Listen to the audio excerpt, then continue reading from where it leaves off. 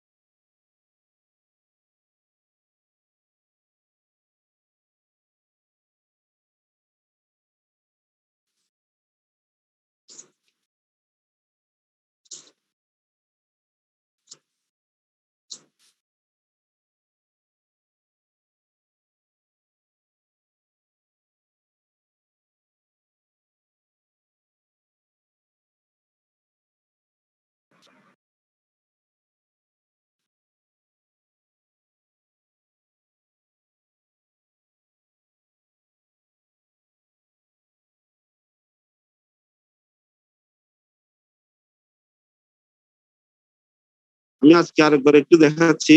আর হচ্ছে আমাকে অন্যান্য কিছু গ্রুপে কমপ্লেন করছে হচ্ছে সাউন্ড শোনা যায় নাই।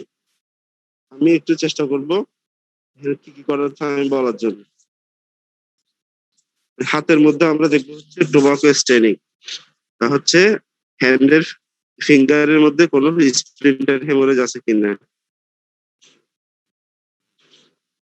তারপর হচ্ছে ক্লাবিং দেখবো।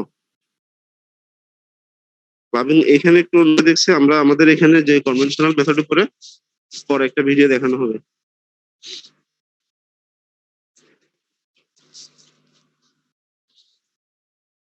পালস দেখার জন্য এভাবে করে 3টা ফিঙ্গার দিতে হবে, হ্যান্ডশেক মেথড বলে।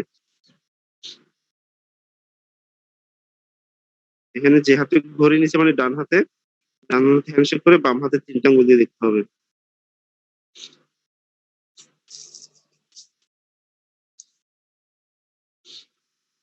তারপর বলতে হবে যে পেশেন্টের হাতে কোনো ব্যথা আছে কিনা, হাত উপরের দিকে উঠে দেখতে হবে কলাপসিং পালস। এরপর 2 হাতেই একসাথে রেডিয়াল পালস দেখতে হবে, কোনো ডিলে আছে কিনা, রেডিয়াল ডিলে। হচ্ছে ব্রাকিয়াল পালস দেখা। ব্রাকিয়াল পালস দেখে হচ্ছে অ্যানাটমিতে পড়ছো বাইসেপস টেন্ডনের মিডিয়ালি।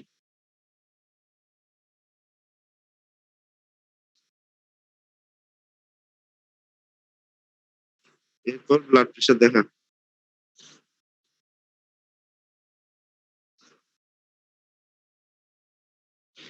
হচ্ছে ব্লাড প্রেশারের কাফটা বাঁধতে হবে হচ্ছে এই যে এলবো জয়েন্ট আছে না, এলবো জয়েন্টের প্রায় 1 ইঞ্চি উপরে, হচ্ছে 3 সেন্টিমিটার মতো উপরে।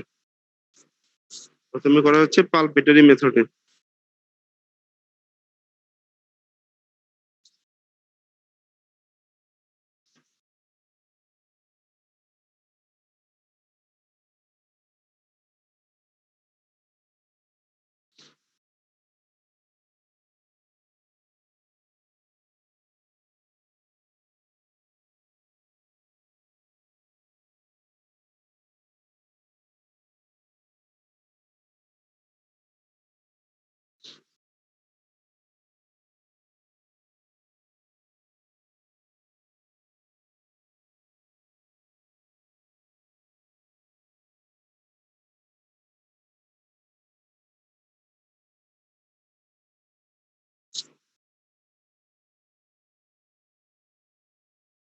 হচ্ছে যে দেখো টিকিউট কার্টিলেজের just laterally angle of mandible থেকে স্টেনোক্লিয়ার মাসলের মাঝখানে ক্যারোটিড পালস দেখা।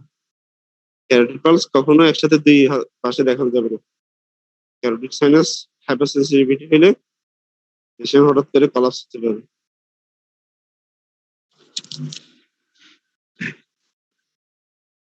এরপর পেশেন্টকে বাম পাশে তাকাইতে বলে আমরা জেবিপিটা দেখবো 45 ডিগ্রি অ্যাঙ্গেলে।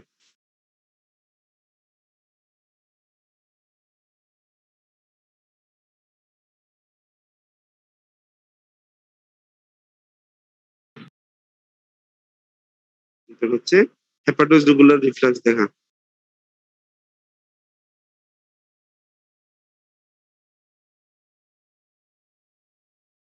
এরপর আইএ এনিমিয়া পলিসাইথেমিয়া হচ্ছে কোনো জেন্টালিজম আছে কিনা দেখা।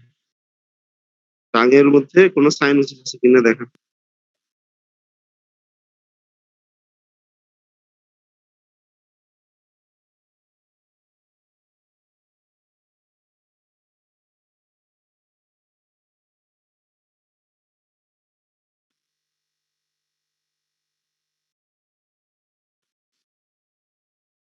এপেক্স বিট লোকেট করতে হয়, লোকালাইজ করতে হয়।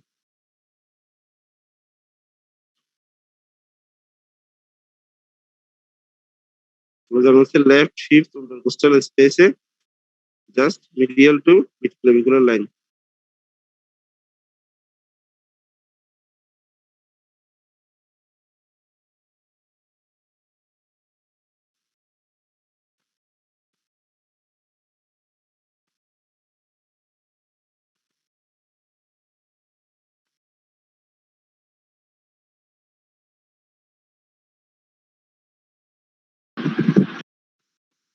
এখানে আমরা এখন হিপ বা থ্রিল গুলো দেখি।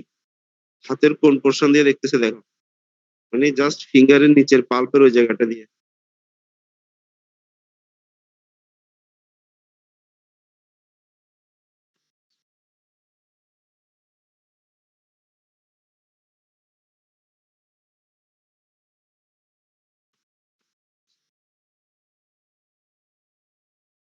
যখনই হার্ট সাউন্ড শুনবা তখনই ক্যারোটিডে পালস হাত থাকতে হবে, ক্যারোটিড এখানে থাম, পরে আলোচনা করা হবে।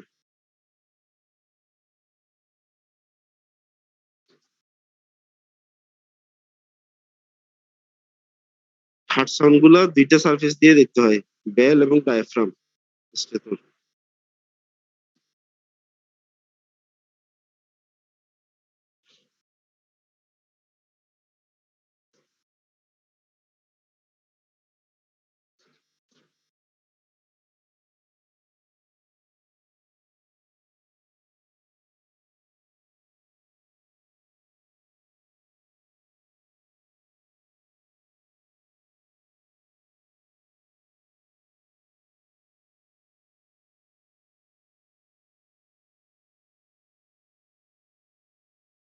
তারপর হচ্ছে ক্যারোটিডের মধ্যে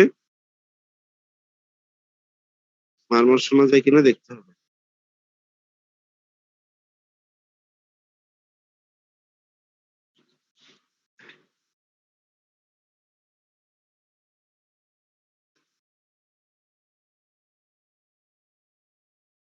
এক্সিলাতে কোনো রেডিয়েশন আছে কিনা।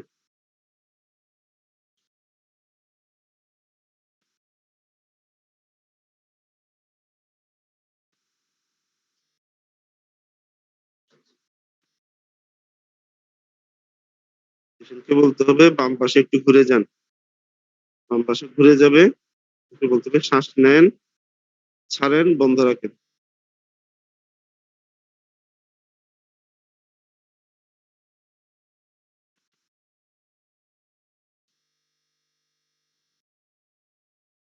শ্বাস নিয়ে ছেড়ে দিবে, এরপর ধরে রাখবে।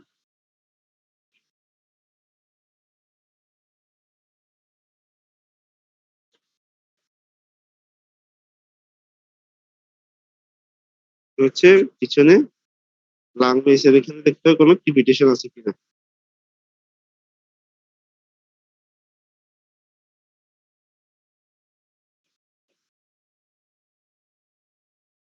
এরপর স্যাক্রাল কোনো ইডিমা আছে কিনা দেখতে হয়।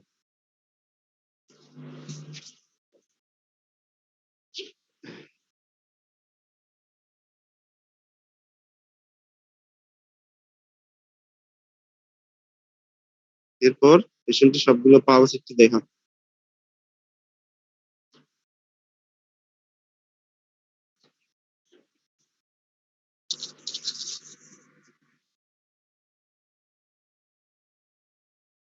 এটা হচ্ছে অ্যাবডোমিনাল অ্যাওর্টার পালসেশন দেখা হয় আম্বিলিকাসের দুই পাশে।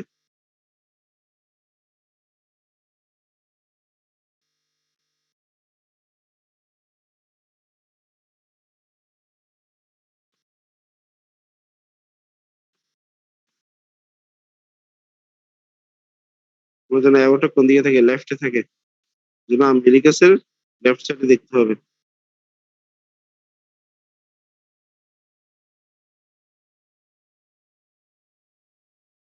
দুই পাশে দেখতে হচ্ছে রেনাল ব্লুই।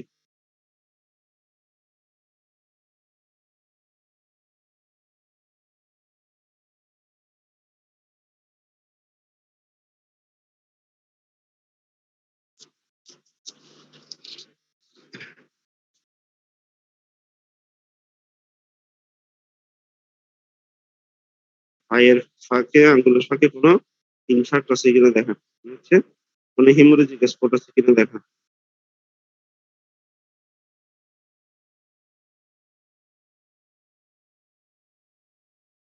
আর পায়ের মধ্যে কোনো রকমের আলসার বা ক্যালাস আছে কিনা দেখা।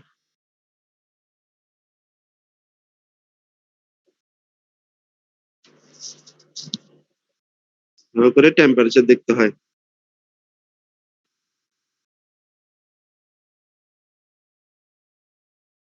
ফিমোরাল পালস দেখার জন্য হচ্ছে পেশেন্টকে কিছুটা এক্সপোজ করতে হবে মিনিট 5 পর্যন্ত, এই পেশেন্টদের ক্ষেত্রে।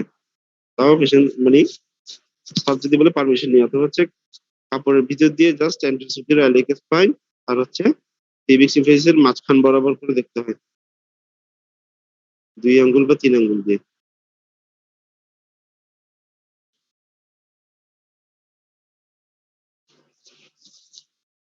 এরপর ফিমোরাল পালসের সাথে রেডিয়াল পালস কম্পেয়ার করতে হবে, রেডিও ফিমোরাল ডিলে আছে কিনা।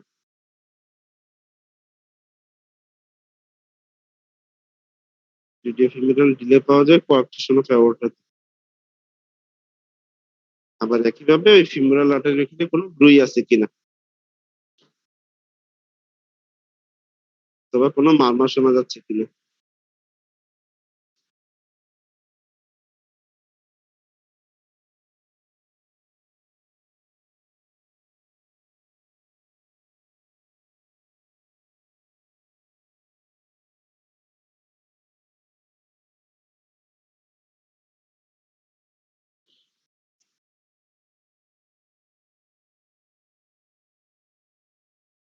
নিয়ে ইনফ্রন্টে থাম দিয়ে কিভাবে করে হাতের পজিশনিংটা দেখো, খেয়াল করিও।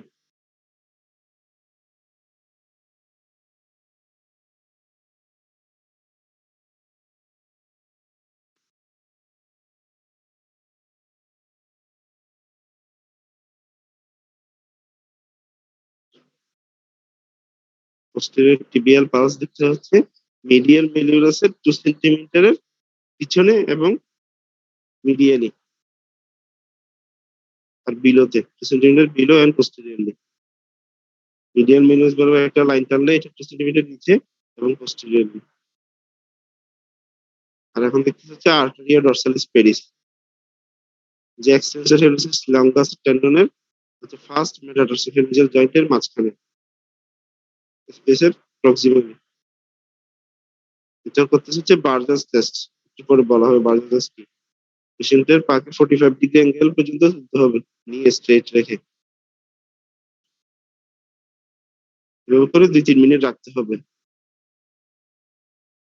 দেখে দেখতে হবে যে পায়ে কোনো ব্লাড সাপ্লাই কমে গেছে কিনা, মানে পা কোনো লাল থেকে ফ্যাকাশে হয়ে গেছে কিনা।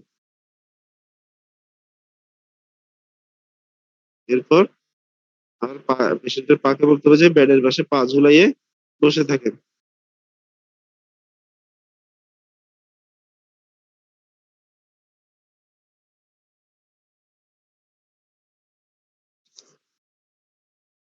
ওকে,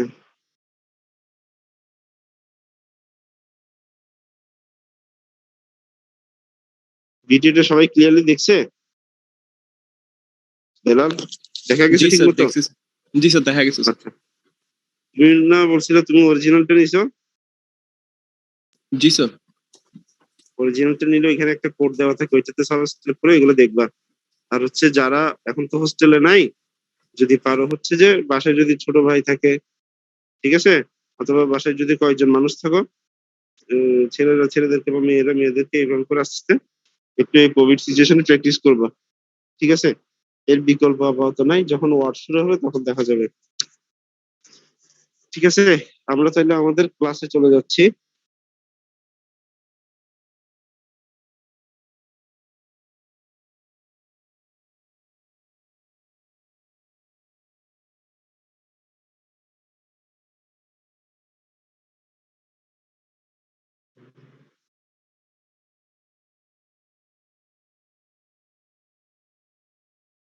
আচ্ছা, এখানে আমরা কার্ডিওভাস্কুলার সিস্টেমের হিস্ট্রি টেকিং গুলো আলোচনা করছিলাম। এখানের মধ্যে কয়েকটা কোয়েশ্চেন ছিল, দেখো। Do you have pain in your legs on exercise, মানে হচ্ছে আপনার পায়ে হাঁটা চলা করতে গেলে কোনো ব্যথা হয় কিনা, ঠিক আছে? এই যে একটা কোয়েশ্চেন আনসার বলা হয়েছিল যে কি ইন্টারমিটেন্ট ক্লডিকেশন বলা হয়। ইন্টারমিটেন্ট ক্লডিকেশন মানে হচ্ছে কিছুক্ষণ হাঁটা চলার পরে যদি অ্যাথেরোস্ক্লেরোসিস থাকে, ব্লাড সাপ্লাই কমে গিয়ে এখানে পায়ে ব্যথা করবে। ওইটার জন্যই শেষে একটা টেস্ট করছে যে এটাকে বলা হয় বার্জাস টেস্ট। এটা ডিজিজটাকে বলা হয় বার্জাস ডিজিজ, আর এই টেস্টটাকে বলা হয় বার্জাস টেস্ট। মানে হচ্ছে পেশেন্টকে শোয়াইয়ে নিকে এক্সটেন্ড করে দুই পাটা এভাবে করে 45 ডিগ্রি অ্যাঙ্গেল করে তুলে 2-3 মিনিট রাখতে হবে। রেখে দেখতে হবে যে তার যে ভাস্কুলার ডিজিজ ব্লাড ফ্লো কমে গেছে কিনা। কমে গিয়ে এখানে আগে যেটা ধরো একটু রেডিশ কালার ছিল এটা এখন একদম হোয়াইটিশ কালার, সাদা কালার হয়ে যাচ্ছে কিনা। যদি এরকম হয় এবং ভেইনের মধ্যে যদি গাটারিং থাকে, ভেইনের মধ্যে আস্তে আস্তে কলাপস হয়ে গেছে, এবং পরে আবার পেশেন্টকে যখন বেডের পাশে পা ঝুলিয়ে বসায় রাখতে হবে, বসানোর পরে যদি দেখা যায় যে ওই সাদা অংশটা আবার লালচে হয়ে যাচ্ছে, তাহলে বুঝতে হবে যে বার্জার টেস্ট পজিটিভ। আচ্ছা, do you have cold or blue hands and or feet, মানে হচ্ছে আপনার হাতের বা পায়ের আঙ্গুলগুলো হঠাৎ করে একটু ঠান্ডা লাগলে শীতের দিনে নীল কালার বা হচ্ছে সাদা কালার হয়ে যায় কিনা, যেটাকে রেনুটস ফেনোমেনন বলা হয়। আচ্ছা, আর আগে থেকে have you ever had rheumatic fever, মানে হচ্ছে বাত জ্বর, অথবা হচ্ছে হার্ট অ্যাটাক, অথবা হচ্ছে হাই ব্লাড প্রেশার ছিল কিনা, ঠিক আছে? আচ্ছা, কার্ডিওভাস্কুলার সিস্টেমের কোয়েশ্চেন গুলো, এখানে যে কোয়েশ্চেন গুলো করতে হবে এগুলো নিয়ে কারো কোনো কোয়েশ্চেন আছে কিনা? স্যার 9 নাম্বার পয়েন্টটা একটু আরেকবার বলেন। 9 নাম্বার পয়েন্ট আরেকবার বলতাম। আচ্ছা, 9 নাম্বার পয়েন্টটা হচ্ছে যে আমরা পেশেন্টকে জিজ্ঞেস করবো হচ্ছে তার একটা ডায়াবেটিস পেশেন্ট, অথবা হচ্ছে অনেকদিন ধরে স্মোকিং করতেছে, অথবা তার হাই ব্লাড কোলেস্টেরল আছে। তাকে জিজ্ঞেস করতে হবে যে আপনি কি কতক্ষণ হাঁটা চলার পরে আপনার পায়ে কি ব্যথা করে, ঠিক আছে? কারণ কি হচ্ছে, যখনই পেশেন্টের এখানে অ্যাথেরোস্ক্লেরোসিস হয়ে ব্লাড ভেসেল গুলো ন্যারো হয়ে যাবে, তাহলে সে যখনই হাঁটা চলা একটু বেশি করতে চাইবে, মাসেলের মধ্যে তখন ব্লাড ফ্লো বাড়তে হবে। কিন্তু যদি তার ভাস্কুলার ডিজিজ থাকে, ব্লাড ফ্লো তো বাড়ার কোনো স্কোপ নাই। যখন সে কদ্দুর হাঁটার পরে তার পায়ে ইসকেমিয়ার জন্য ব্যথা শুরু হয়ে যাবে। বুঝা গেছে? জি স্যার। এটাকে বলা হয় হচ্ছে ইন্টারমিটেন্ট ক্লডিকেশন। মানে হচ্ছে সে যে কদ্দুর হাঁটার পরে ব্যথা করতেছে, আবার যখন রেস্ট নিল তখন আবার একটু ব্লাড ফ্লো যদ্দুর দরকার তদ্দুরই হচ্ছে, বেশি রাখতেছে না।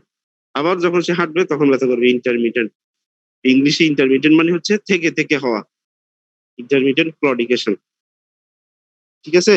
এটার সাথে একটা টার্ম বলা হয় ক্লডিকেশন ডিস্টেন্স। ক্লডিকেশন ডিস্টেন্স মানে এই যে একটা পেশেন্ট, ধরো সে রেস্টিং কন্ডিশন থেকে যদ্দুর হাঁটার পরে তার ব্যথাটা হচ্ছে, ধরো যে এটা 500 মিটার হইতে পারে, 100 মিটার হইতে পারে, 200 মিটার হতে পারে, যদ্দুর হাঁটার পরে তার ব্যথাটা হচ্ছে, কদ্দুর হচ্ছে তার ক্লডিকেশন ডিস্টেন্স।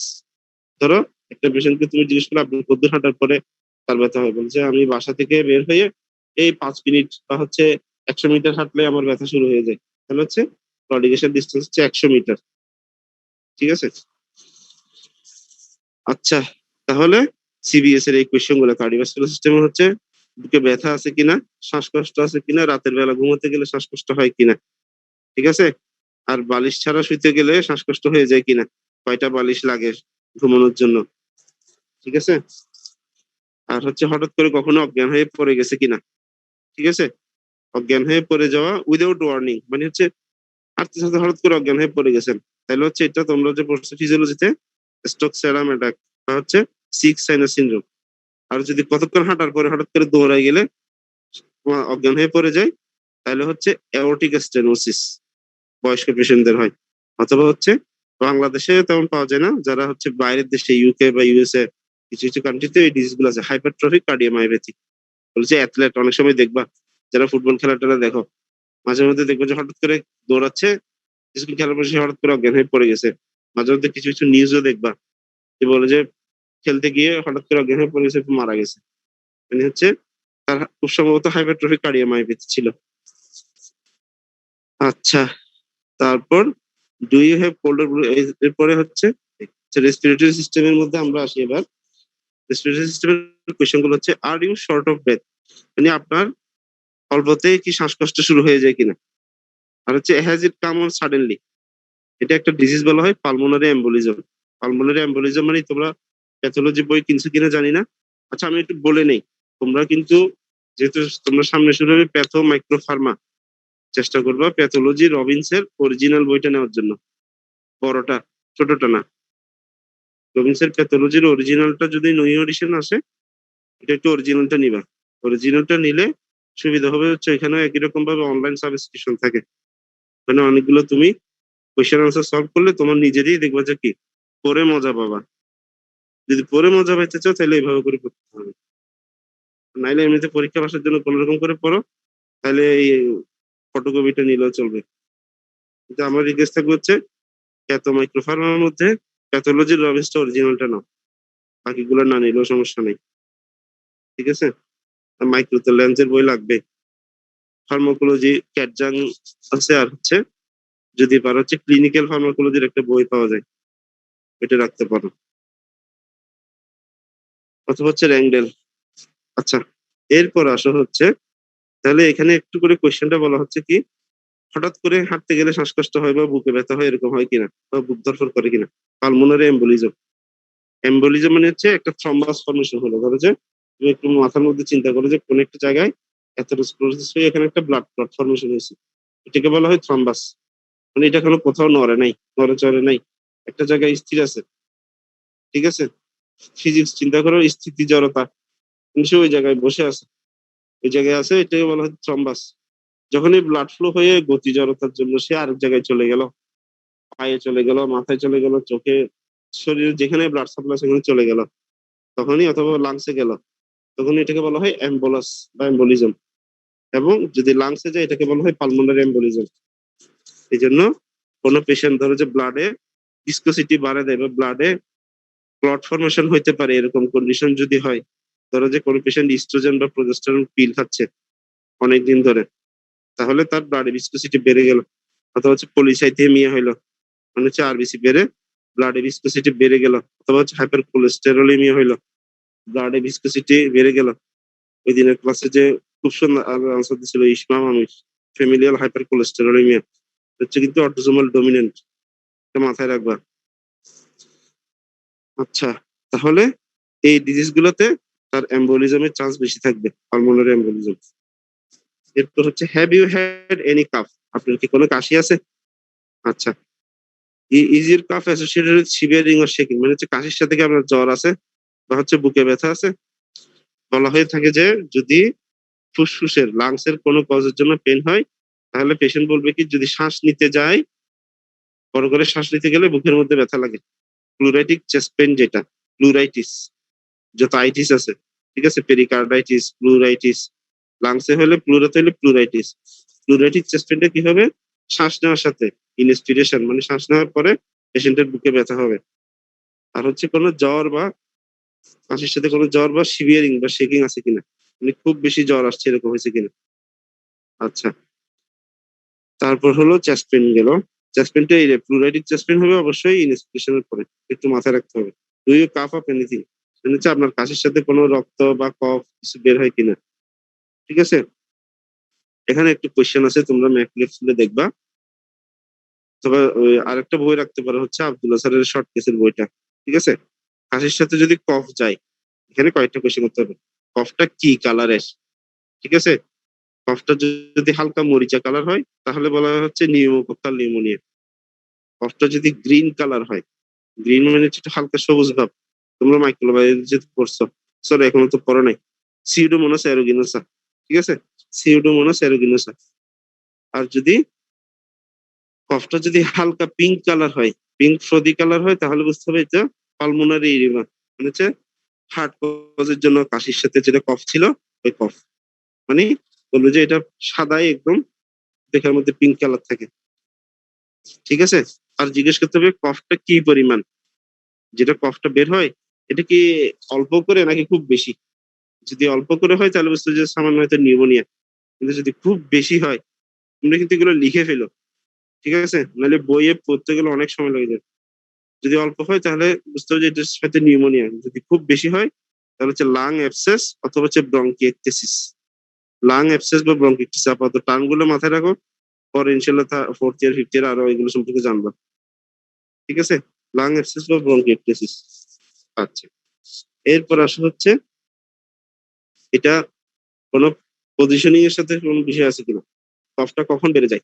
ঠিক আছে, শেষ রাতের দিকে কফ বেড়ে গেল, তাহলে বুঝতে হবে যে পুরো রাত ধরে যেগুলো লাংস এর মধ্যে ইনফেকশন হয়ে ড্যামেজ ছিল ওই জায়গাগুলোতে কফ পুরো রাত ধরে জমছে, সকালে যখন ঘুম থেকে উঠছে একটু কাশির সাথে কফ গুলো বের হচ্ছে, একইভাবে লাং অ্যাবসেস বা ব্রঙ্কিয়েকটেসিস। আচ্ছা, এরপর আসো what type of work have you done, মানে আপনি কি ধরনের কাজকর্ম করেন। এটার ক্ষেত্রে হচ্ছে অকুপেশনাল লাং ডিজিজ, যেটা ধরো যে গার্মেন্টস ফ্যাক্টরিতে বা হচ্ছে জুট মিলে অথবা হচ্ছে ডাউই ফ্যাক্টরিতে, মানে হচ্ছে আটা ময়দার ফ্যাক্টরিতে যারা কাজ করে ওদের অকুপেশনাল অ্যাজমা হওয়ার সম্ভাবনা বেশি থাকে। হচ্ছে ডু ইউ স্নোর লাউডলি, মানে হচ্ছে আপনি ঘুমের মধ্যে খুব বেশি নাক ডাকেন কিনা। ঠিক আছে, যারা একটু খুব মোটা মানুষ অথবা হচ্ছে এডিনয়েডের সমস্যা থাকে, এডিনয়েড মানে হচ্ছে অথবা হচ্ছে ডিএনএস মানে হচ্ছে ডেভিয়েটেড নেজাল সেপ্টাম, এর মধ্যে যাদের নাক কান গলার যাদের রোগ আছে তাদের অনেকে জানবো বয়স্ক রোগীদের হাইপারট্রফিড ইনফেরিয়র টার্বিনেট। ঠিক আছে, অথবা আরেকটা ডিজিজ আছে obstructive sleep apnoea, obstructive sleep apnoea, এদের ক্ষেত্রে স্নোরিং অফ লাউডলি হবে। আচ্ছা, আরেকটা কোয়েশ্চেন করা হচ্ছে স্নোরিং লাউডলি ছাড়া do you fall asleep easily during the day, আপনি কি দিনের বেলাও সারাক্ষণ ঘুমানো এরকম হয় কিনা, অথবা গাড়ি চালাতে গেছেন, টিভি দেখতে বসছেন তখন ঘুম আসতেছে, পড়তে বসছেন বা হচ্ছে নিউজ পেপার পড়তেছে তখন ঘুম আসতেছে, এটাকে বলা হয় এয়ারপোর্ট স্লিপিনেস স্কেল। ম্যাকলিয়ার একটা বক্স আছে দেখবা, স্লিপ হিস্ট্রি, কারণ স্লিপ হিস্ট্রির সাথে এগুলো রিলেটেড। কারণ যাদের অবস্ট্রাকটিভ স্লিপ অ্যাপনিয়া থাকে তাদের যখন শরীরে অক্সিজেন কমে যায় তখন তাদের কি মাথার মধ্যে যদি ব্রেনে যদি অক্সিজেন কম যায় সাথে সাথে তার খিঁচুনির মতো ভাব হবে, সিজার। ঠিক আছে, আচ্ছা, do you have wheezing when you are short of breath, মানে আপনার মানে ফুসফুসের মধ্যে বা গলার মধ্যে সমস্যা শব্দ করে কিনা বাঁশির মতো। ঠিক আছে, অ্যাজমা বা সিওপিডি, অ্যাজমা বা সিওপিডি এগুলোতে এরকম হতে পারে। আচ্ছা, হ্যাভ ইউ হ্যাড ফিভারস, জ্বর আসে কিনা আর হচ্ছে নাইট সোয়েট আছে কিনা, ফিভার নাইট সোয়েট এগুলো হচ্ছে লাং ক্যান্সার ইন্ডিকেট করে। আর আগে থেকে have you ever had pneumonia tuberculosis, আগে থেকে কোনো নিউমোনিয়া বা যক্ষা রোগ ছিল কিনা, আর আগে থেকে কোনো এক্সরে করানো ছিল কিনা। আচ্ছা, আমরা তাহলে এরপরে এটাতে যাই, মাসকুলোস্কেলেটাল সিস্টেম। মাসকুলোস্কেলেটাল মানে হচ্ছে বাসায় অথবা কারো না কারো দেখবো যে মাসকুলোস্কেলেটাল মানে হচ্ছে জয়েন্টের বা মাসেলের সমস্যা।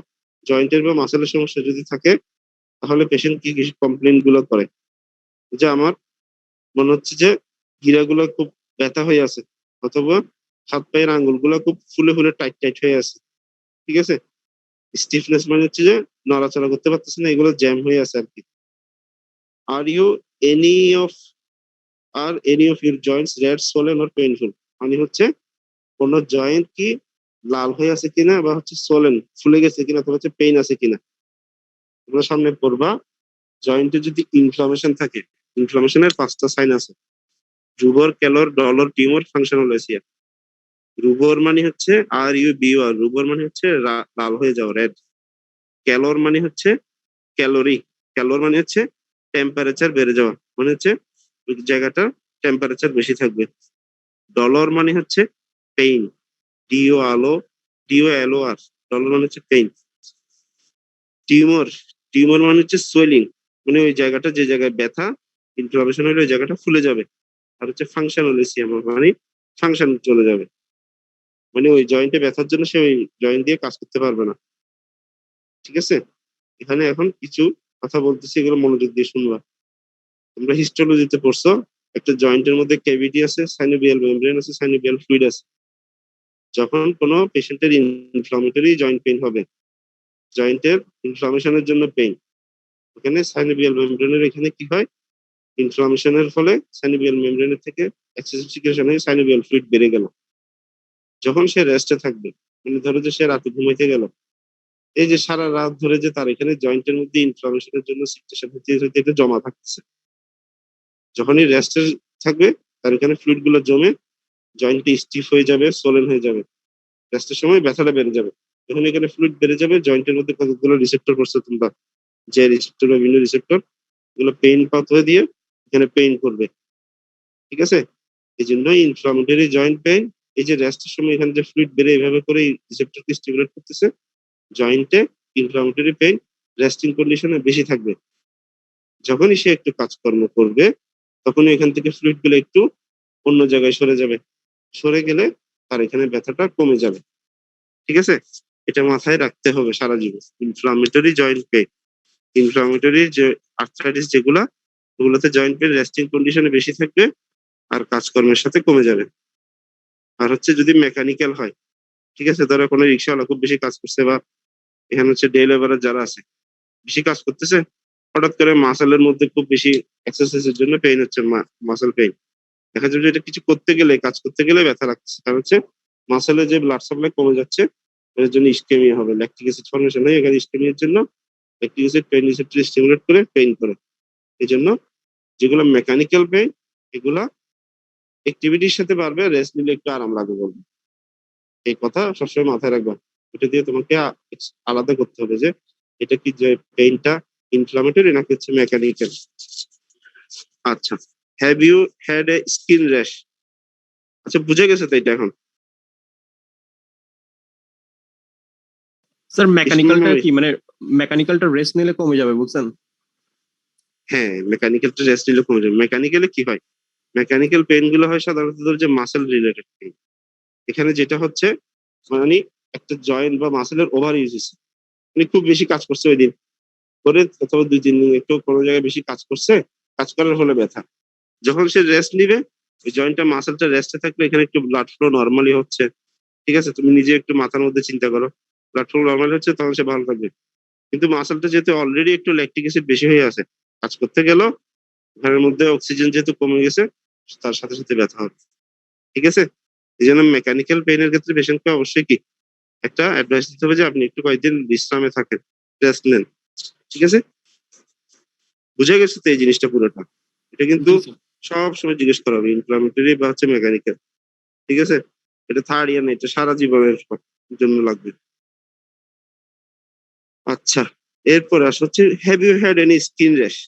মানে আপনার চামড়ার মধ্যে কোনো রকমের র্যাশ আছে কিনা, র্যাশ মানে হচ্ছে লালচে হয়ে গেছে বা হচ্ছে চুলকায় কিনা, ঠিক আছে?